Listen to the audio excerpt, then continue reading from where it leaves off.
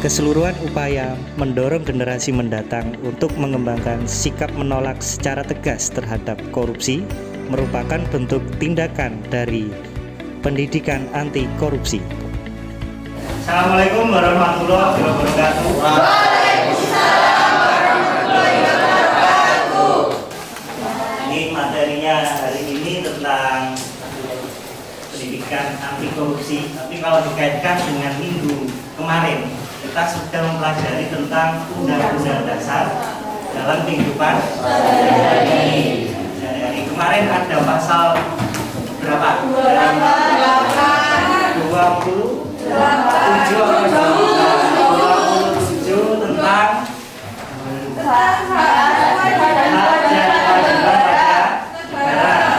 Berikutnya pasal berapa? Pasal 28. Di dalamnya ada 28A sampai 28C tentang berikutnya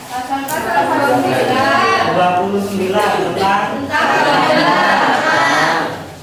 lanjut lagi pasal 30 tentang bela negara. 31 32 nya Pendidikan dan kebudayaan. pendidikan dan kebudayaan. 33 dan 34 Ekonomi kemarin sudah kita bahas ya. Nah, kaitannya dengan materi hari ini masih sama dengan bagian dalam kehidupan sehari-hari, yaitu tentang anti korupsi. Nah, ini kalau dikaitkan dengan pasal yang ada dalam kehidupan sehari-hari, itu ada di pasal 5 ayat ke-1 dan pasal 20 ayat ke-1 Undang-Undang Dasar 1945. Di dalamnya di sini membahas tentang penyelenggaraan negara yang bersih dan bebas korupsi, kolusi, dan nepotisme. Kita yang dikenal dengan KKN. Korupsi ada ya, apa? Korupsi. Ada yang pernah melakukan korupsi? Memakai uang orang lain yang bukan. Ya. Lagi korupsi. Ayo. Pasti ada yang pernah korupsi? Ada? Tidak ada. Boleh ya? Boleh. Korupsi apa itu? Korupsi.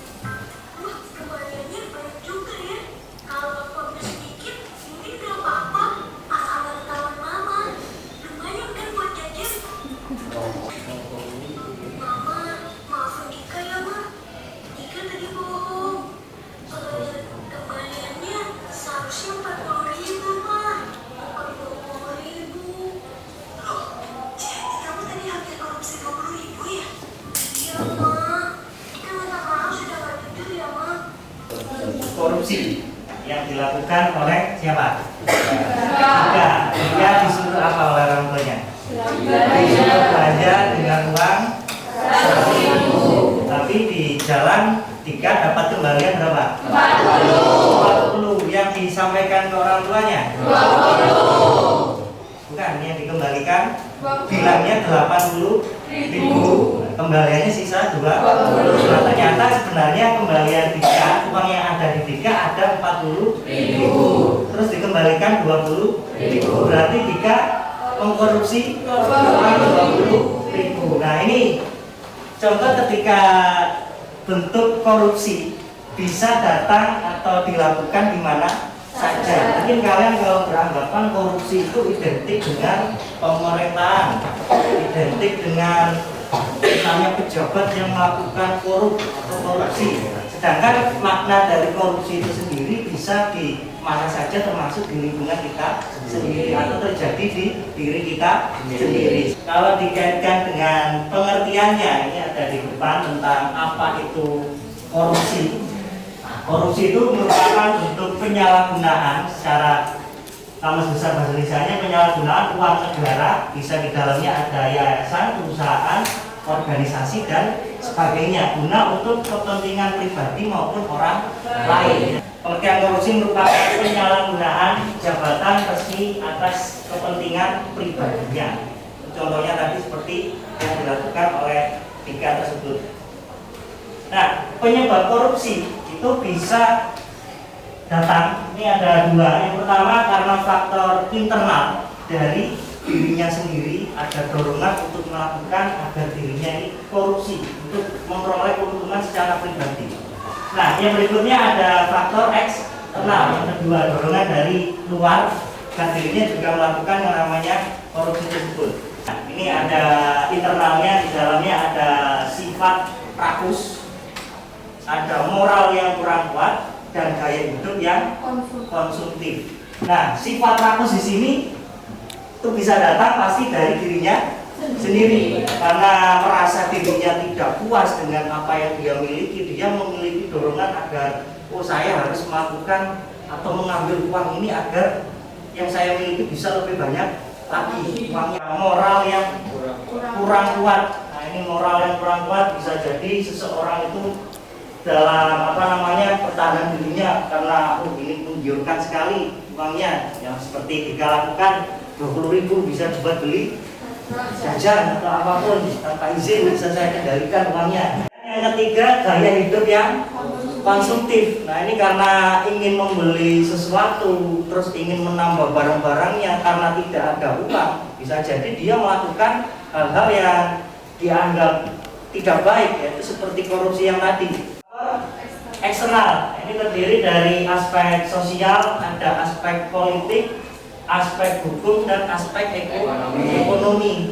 Di antaranya di dalamnya ada aspek sosial. Nah, ini terpengaruh dari dorongan dari temannya, dorongan dari keluarganya bisa, ataupun rekan kerjanya. Nah, ini bisa terjadi dimanapun. Nah, ini karena aspek sosial tersebut. Misalnya di kelas ini, si Iwan ini memegang uang kas kelas, terus oleh Amel disuruh, ayo Wan, kita ambil 20.000 dari uang kas yang tiap hari Jumat. Tidak akan tahu, 20.000 saja kita berikan ke operasi. Nah, ini ada dorongan dari temannya, akhirnya Iwan di sini bisa jadi tergiur karena si Iwan ini memegang uang kas kelas. Ini aspek sosial bisa jadi. Nah, berikutnya ada aspek politik. Nah, biasanya ini terkait dengan orang-orang yang di berita. Kalau kalian pernah melihat seorang anggota DPR atau dalam pemerintahan melakukan kasus korupsi. Ini kenapa? Orangnya sudah punya uang tapi tetap melakukan yang namanya korupsi. Nah, salah satunya bisa jadi untuk mengembalikan biaya politiknya, misalnya partai politik ketika dia mencalonkan, atau dibuat untuk menyogok penyuap. Bisa jadi ini dari yang kedua, aspek politiknya.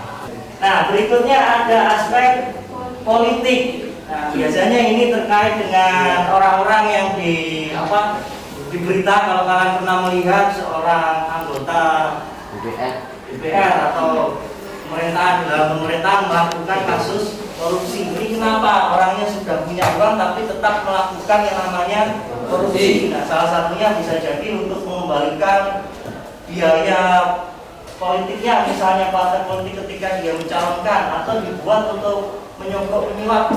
Bisa jadi ini dari yang kedua, aspek politiknya.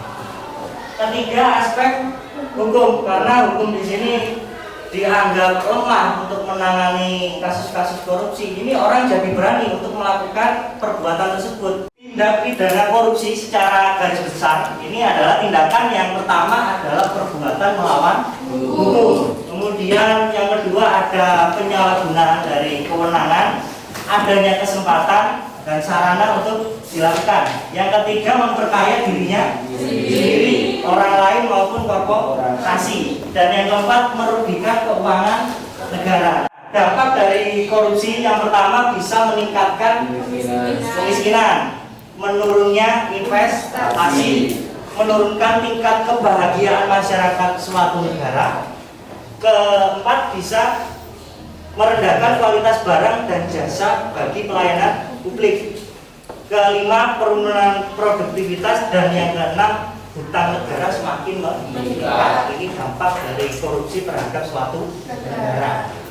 Korupsi di sini ada tiga. Yang pertama ada represif, perbaikan sistem, dan yang ketiga edukasi dan edukasi di sini yang dilakukan oleh KPK untuk menjerat koruptor ke pengadilan.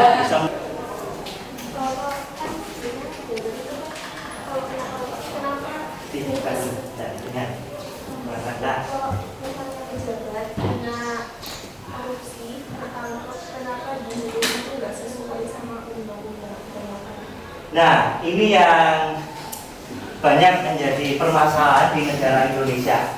Kenapa ada pejabat ketika ditangkap dia melakukan tindakan korupsi tetapi dihukumnya tidak sesuai? Ini apa yang menjadikan orang tersebut atau pelaku ini kok tidak dijerat dengan sesuai dengan apa yang dia lakukan, atau masyarakat tidak puas dengan hasil yang dihasilkan? Misalnya korupsinya 100 miliar tetapi cuma dihukum 4 tahun. Nah, ini apa yang menyebabkan di sini? Nah, ini banyak sekali hal-hal yang bisa berakibat tentang korupsi ini kok masih banyak orang-orang tidak seharusnya dihukum. Misalnya seperti tadi uang 100 juta, misalnya di korupsi uang 100 juta tapi dihukumnya sangat pendek. Nah, ini dikarenakan misalnya dari penegak hukum tersebut yang tidak tegas terhadap persidangannya, terhadap hasil yang diputuskan. Bisa jadi karena kedekatan antara penegak hukum ini menyalahgunakan jabatannya agar si pelaku tersebut bisa diamankan, seperti itu. Ya, Pak. Menurut yang tadi TAP MPR pada dasar hukum, korupsi itu apa?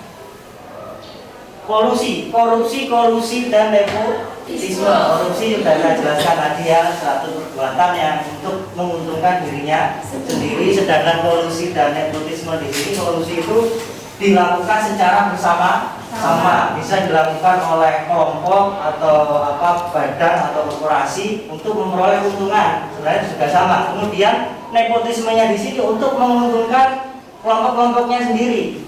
Nepotisme misalnya menguntungkan keluarganya, menguntungkan si kelompoknya itu sendiri. Nah, ini sudah ada 6 kelompok ya.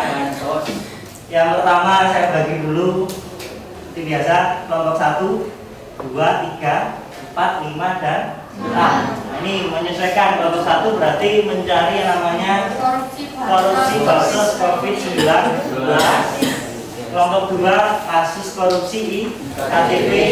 Yang menganalisis kasus tersebut, kasus apa yang dilakukan di dalam perusahaan, kemudian apa saja kerugian yang ditimbulkan, hukuman yang diberikan kepada pelaku terhadap kasus tersebut, dan bagaimana sikap kalian dalam menanggapi kasus tersebut. Yang kedua, buat poster yang bertemakan anti korupsi melalui aplikasi tanpa atau tips boleh, Photoshop juga boleh kalau ada yang punya.